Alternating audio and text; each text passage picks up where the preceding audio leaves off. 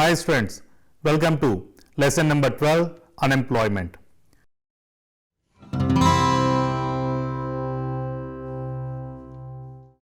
Introduction. Along with poverty, unemployment is one of the major hurdles in achieving the goal of inclusive development. It is one of the common problems being faced by almost all the countries across the world, irrespective of the industrial advancement or development.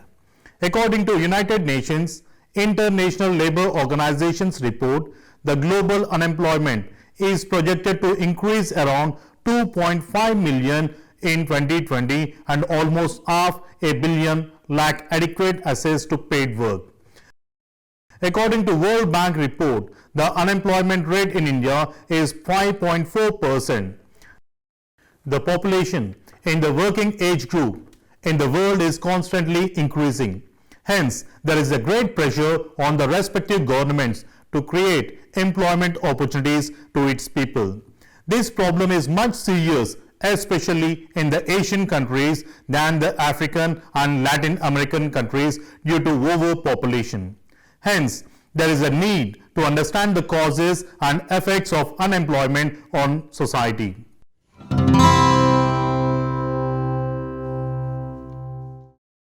Objectives.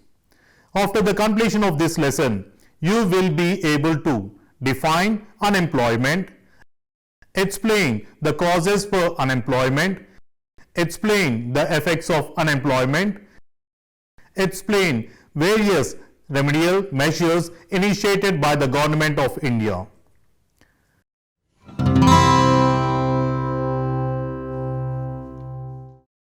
An individual performs various roles as these provide a source of livelihood as well as status to them. It allows the individuals to fulfill the needs of the family members and fulfill his or her social obligations towards the society. The capacity and potential of the people to work will decide their social and economical status in the society. Those people who have or do not have the capacity and potential to work or unwilling to take up any work or fails to accomplish the task at the workplace do not gain any status in the society. Besides this, the individual may undergo severe psychological, emotional, social and economical problems. The people who have been affected by unemployment do not constitute a single social category. The probability of becoming unemployed may vary according to one's educational qualification, professional training and status, age, sex, ethnic attributes and so on. The causes of unemployment may vary from one country to another based on various factors. In the independent India, the government, both at the central and state level, has made the attempts to abolish unemployment. At the same time, try to uplift the social and economical conditions of the unemployed.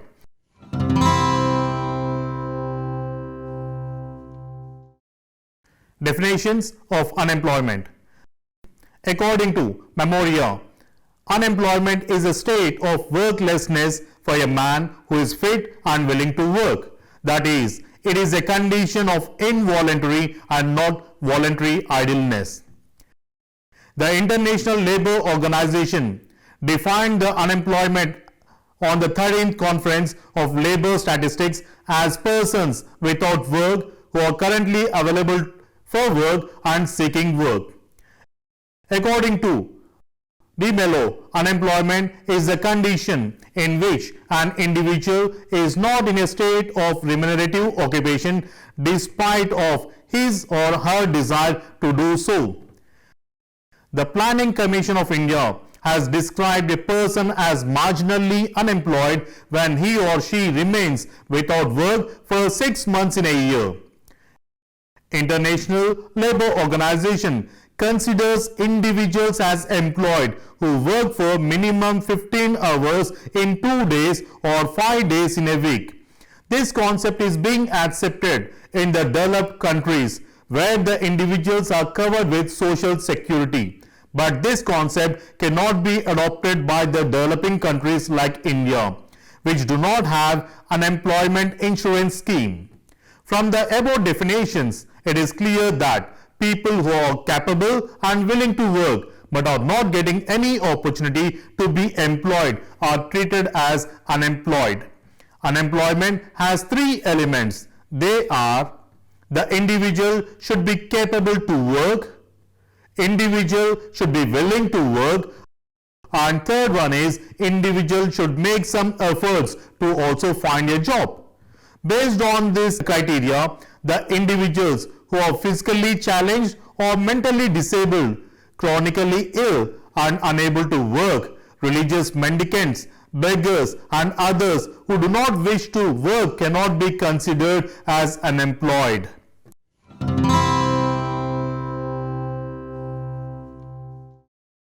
Now let us discuss about the magnitude of unemployment in India.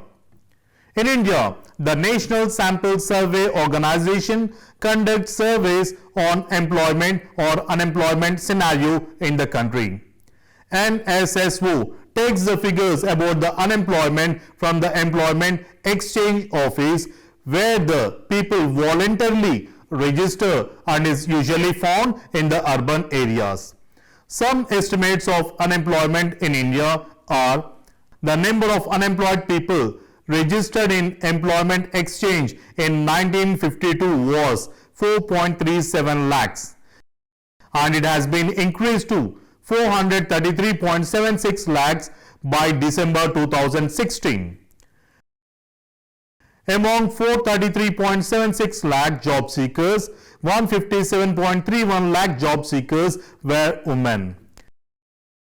Among 433.76 lakh job seekers, 70.48 lakh job seekers belong to scheduled caste. 25.22 lakh job seekers belong to scheduled tribe and 113.99 lakh belongs to other backward classes.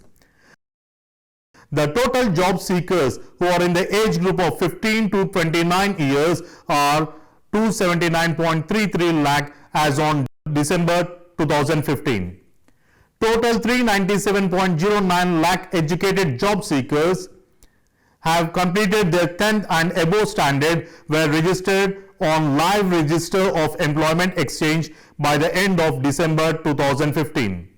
Among 397.09 lakh educated job seekers, women constitute 137.75 lakhs. The scheduled caste were 62.20 lakh and scheduled tribe around 21.10 lakh people.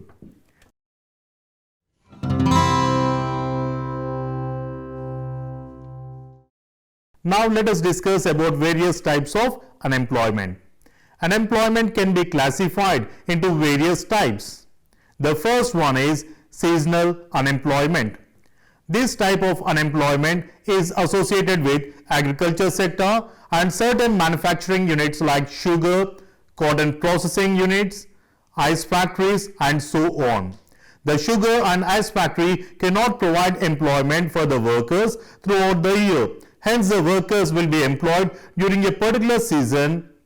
Once the season is completed or over, the workers will not find the employment in the industries. This type of unemployment may often lead to migration of workers. Second one, agricultural unemployment. Agricultural unemployment is caused due to various factors like small land holdings, seasonal nature of agriculture work, decay of cottage industries and so on. Broadly speaking, the farmers in India remain unemployed for about 4 to 6 months in a year. On an average, the farmers in the northern India work for 200 days in a year. Out of the total population in the rural India, hardly 29.4% of them are self-supporting and also support the rest of 70.6% of the rural population. The third one is technological unemployment. In the modern and industrial societies, use of sophisticated machines has been increasing. Due to increase in automation or other technological changes in industry or workplace, it has reduced the manpower in the production process. Hence, the individuals need to be updated with the technological advancement as well, update their skills in order to find or retain the job. However, due to industrialization, most of the people are losing their employment opportunities, which may lead to unemployment and increased poverty. Fourth, industrial unemployment. Due to increasing burden on land for livelihood, people are migrating to the nearby towns or cities in search of jobs in industries or in factories. The people who wish or desire to find a job may be hampered due to slow industrial growth, competition with foreign industries, defective industrial policies, unplanned industrialization, strikes, lockouts, and so on.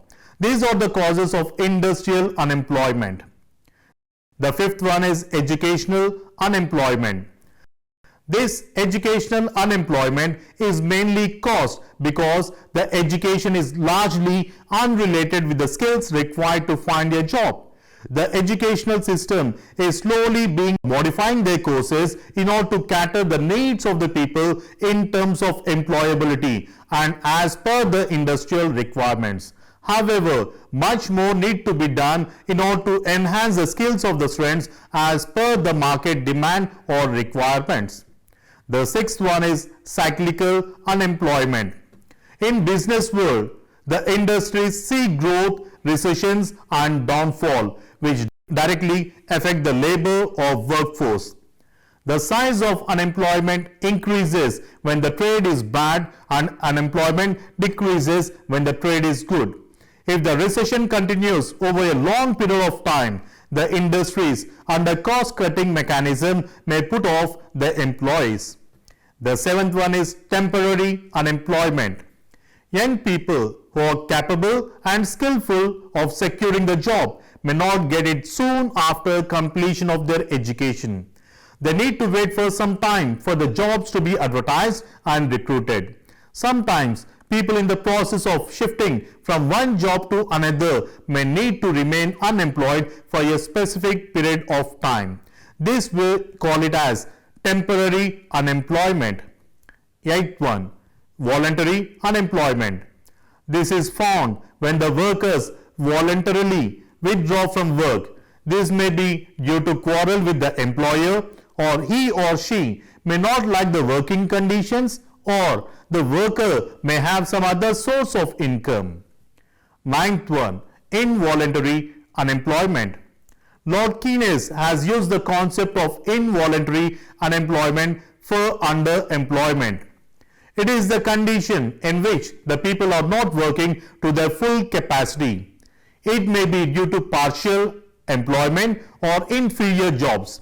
For example, in the recent recruitment process initiated by Public Service Commission by various state governments, most of the highly qualified people have applied for Group 4 category jobs.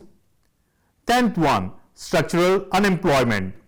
This is also known as open unemployment. This arises when a large labor force is not in a position to get an opportunity to work.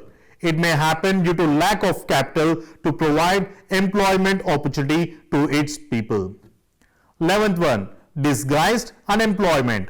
It is a phenomena in which a large size of workers are employed than the required number.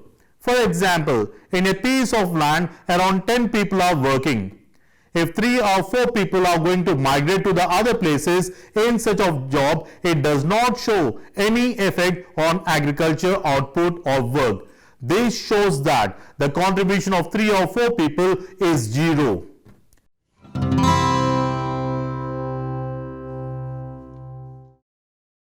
Now let us discuss about the causes for unemployment. According to CB Memoria, the major causes for unemployment in India. The first one, the process of industrialization did not accelerate during the British rule, which was the main cause for lack of generating employment opportunities in the industries. It continued till the end of British rule. The second one is uncontrolled birth rate, also posed to be the problem towards creating employment opportunities. According to 2011 census, the size of Indian population has reached 121.09 crores. The third one is the decline of traditional skills and decay of small-scale industries and cottage industries has increased the pressure on land. It also forced the people to migrate to the nearby towns and cities in search of employment opportunities. The fourth one is low level of investment and neglect of industrial sector is also the cause for unemployment, as it could not generate employment opportunities. According to G.R. Madan, there are two main causes for unemployment. The first one is personal factors and external factors. Now let us discuss about the personal factors. The first one under personal factors is age factor. Individual age limits the range of choice of job opportunities. Two young people due to lack of skills and inexperience, and the old due to their old age fail to get some jobs. The capacity to contribute to economic growth is relatively less if the workers are too young or too old. Second one, illness or physical disabilities or incapabilities. Some people are born with certain disabilities or deficiencies and may remain partially employed or totally unemployed throughout their life. People with prolonged illness or illness caused due to industrial environment and fatal accidents may often leave them unemployed. Third one, low or no educational levels and vocational skills of working population. Now let us discuss about the external factors.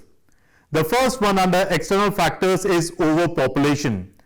The size of the Indian population has reached 138 crores as on 2020.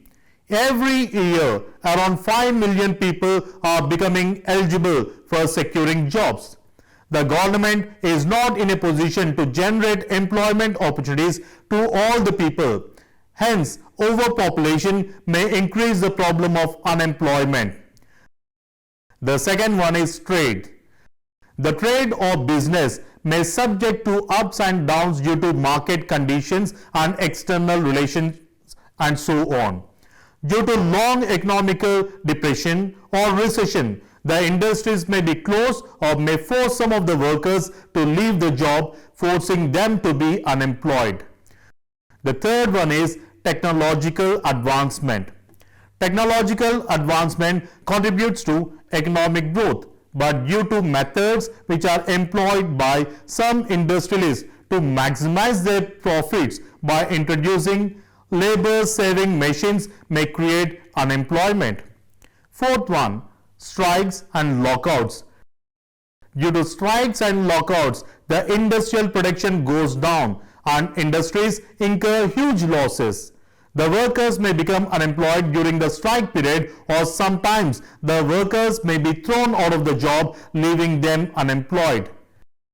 The fifth one is slow rate of economic growth. Due to slow economic growth, the economy is not in a position to generate enough employment opportunities as per the job requirements in the country. Sixth one, backwardness of agricultural sector. In India, 57% of the total population depend upon agriculture sector and make a source of living. Due to age-old techniques being used in agriculture production and too much dependency on agriculture sector is leaving the people unemployed. Besides this, we also have some other causes for unemployment. Let us discuss about them. The first one is degradable jobs. Some young people are unwilling to take up jobs which are considered as socially degrading. For example, auto rickshaw drivers, working as salesmen, and so on. The next one is defects in educational system. The Government of India has recently introduced National Educational Policy 2020. Till 2020, in most of the educational programs are not suitable to impart skills which meet the industrial requirements or job market. educational system is not being successful in motivating the people with entrepreneurship skills which motivate them to be self-employed. The third one is geographical immobility. Most of the people from the traditional families with traditional occupations or professions do not wish to migrate to the other places in search of employment opportunities. This is mostly found in the rural areas. The fourth one is improper use of human resource. The fifth one is lack of encouragement for self-employment.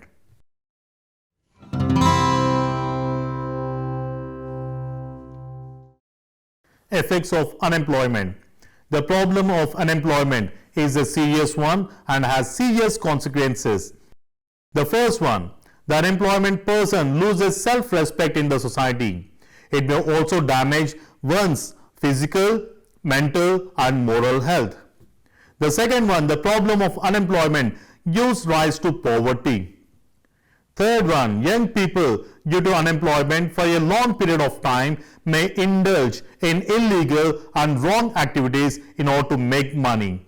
This may also lead to increase in criminal activities. Fourth one, unemployment will have adverse effect on the family. The unemployed person will not be able to satisfy the basic needs of the family members. The fifth one, the unemployed youth can easily get addicted to drugs, alcohol or sometimes even may commit suicide, which is a great loss of human resource for the nation. The sixth one is unemployment further can reduce the GDP value of the nation as their dependent population.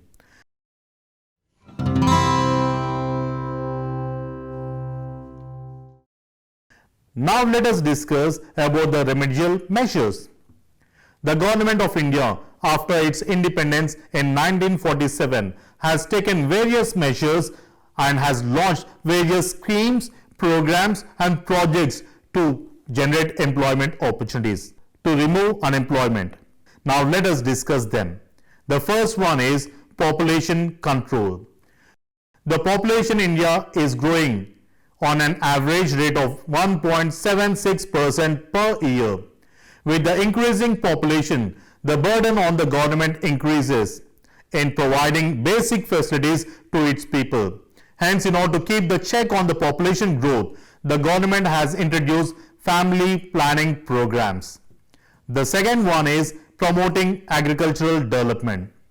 The Government of India, in order to promote agricultural development, has taken up minor and major irrigation projects, started encouraging the farmers to cultivate commercial crops, started encouraging the people to set up cottage and household industries such as basket making, brick making, toy making, beadi rolling and so on. And also they have taken the initiatives to develop fisheries, forests as well as animal husbandry. The third one is Integrated Rural Development Program. We also call it as IRDP. This program was launched in the year 1980 to create full employment opportunities in the rural areas. The fourth one is training of rural youth for self-employment. We also call it as TRISEM. This scheme was started in the year 1979 with the main objective to help unemployed rural youth between the age group of 18 to 35 years to acquire skills for self-employment. Priority was given to the youth who belong to scheduled caste and scheduled tribe, and also priority is also given to women. The next program is Jawahar Rozgar Yojana. This program was started on 1st April 1989 by merging the two existing wage employment programs, National Rural Employment Program and Rural Landless Employment Guarantee Program. The central government shares 80% of the cost and respective state governments bear the other remaining 20% of the cost. The main intention of this program is to provide employment at least for one member of the poorest family for about 50 to 100 days in a year. The next one is Rural Employment Generation Program. This was started in the year 1995. This program was launched with the objective of creating self-employment in rural areas and in small towns. The next program is Mahatma Gandhi National Rural Employment Guarantee Act. It is an employment scheme that has been launched in the year 2005 to provide social security by guaranteeing a minimum of 100 days paid work in a year to all the families whose adult members opt for unskilled or intensive work. This act also provides right to work to the people. The next program is Pradhan Mantri Kaushal Vikas Yojana. This program is launched in the year 2015 with an objective enabling a large number of Indian youth to take up industry relevant skill training that will help them in securing a better livelihood. Ninth one is Startup India scheme. This scheme is launched in the year 2016 with the aim to develop an ecosystem that promotes and nurtures entrepreneurship across the country. 10th one, Stand Up India scheme. This scheme is launched in the year 2016 with the main aim to facilitate bank loans between 10 lakh rupees to 1 crore rupees at least for one SC and ST borrowers and at least one woman borrower per each bank or branch for setting up a greenfield enterprise.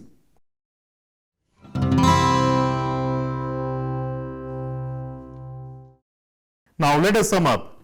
The Government of India and respective governments within the country and across the world have been initiating various programs to uplift the skills of the people, create employment opportunities to its people as well, encourage the people to take up self-employment by providing loans on subsidy, training the people with required skill sets and so on. It is the duty of each and every government to provide a decent living which will be possible through employment opportunities with decent earnings. Further, a decent job will uplift the socio-economical condition of the people as well elevate the status of the individuals. It contributes to physical, psychological and social well-being of an individual.